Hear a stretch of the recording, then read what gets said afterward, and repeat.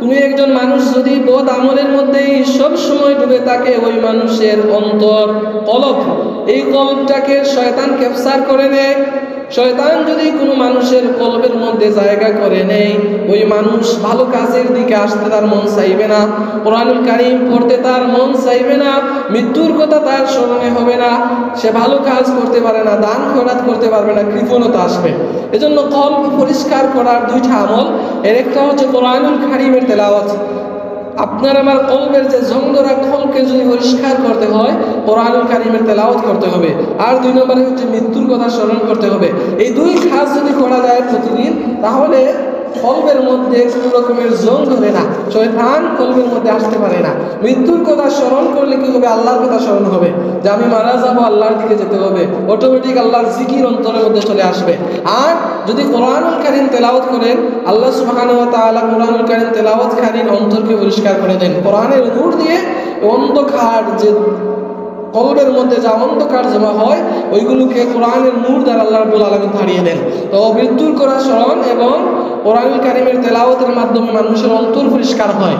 কোরআনুল কারীম তেলাওয়াত করলে কোরআনের নূর আসে। এই নূর থাকে এরকম, কোরআন আল্লাহর বাণী, আল্লাহর বাণী যখন পড়বেন, আল্লাহ আপনার আমার অন্তরকে পরিষ্কার করে দেবেন। তো মুহতারাম হাজিরিন, এজন্য মৃত্যুর কথা স্মরণের মাধ্যমে, মৃত্যুর প্রস্তুতির মাধ্যমে আপনাকে আমাকে আগিয়ে যেতে হবে আখিরাতের দিকে। আখিরাতের জিন্দেগি এমন বয়াল হবে, ওই দিন আপনার আমার সাহায্যকারী আর কেউ থাকবে না। আল্লাহ রাব্বুল আলামিন ওই দিন আযাব, যারা নাফরমান হবে তাদের জন্য আযাব হাসিল করবেন, আর যারা নেককার হবে তাদেরকে আল্লাহ রাব্বুল আলামিন অনুগ্রহ করবেন, বিভিন্নভাবে তাদেরকে বাঁচিয়ে দেবেন। এর মধ্যে যে আপনি আমি জানি, আরশে আজিমের ছায়া তলে 7 দল মানুষ ছায়া পাবে। ওই 7 দল মানুষ যে হবে, তারা তো এই দুনিয়ার জমিনে গুণগুলো অর্জন করে যাবে। যদি দুনিয়ার জমিনে অর্জন না করে যায়, ওই 7 দল মানুষের অন্তর্ভুক্ত হতে পারবে না।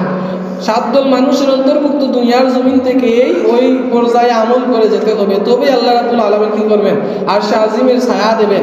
ওই ছায়া কিভাবে? সূর্য অর্ধ হাত উপরে আসবে, আর আল্লাহ রাব্বুল আলামিনের কুদরতি ছায়া তাকে সূর্যের আলো থেকে সরিয়ে রাখবে। কারণ মানুষের মগজ সূর্যের আলো তাপে, সূর্যের তাপে বক বক করে উতরাতে থাকবে, যেটা আপনি ফুটানো অবস্থায় পানি ফুটে গেলে যেভাবে ফুটি ছাড়ে, ওই রকমের মানুষের মগজ ফুটবে।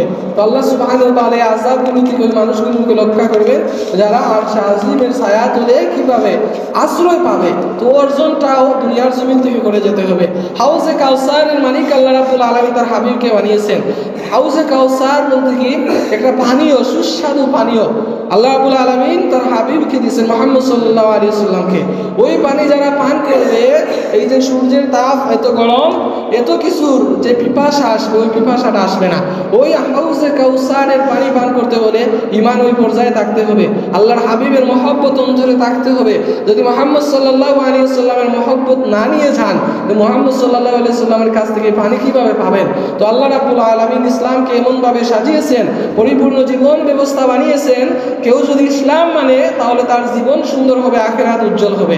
তো মুহতারাম হাজিরিন, আপনাকে আমাকে নিজেদের পরিবর্তনের দিকে লক্ষ্য করতে হবে।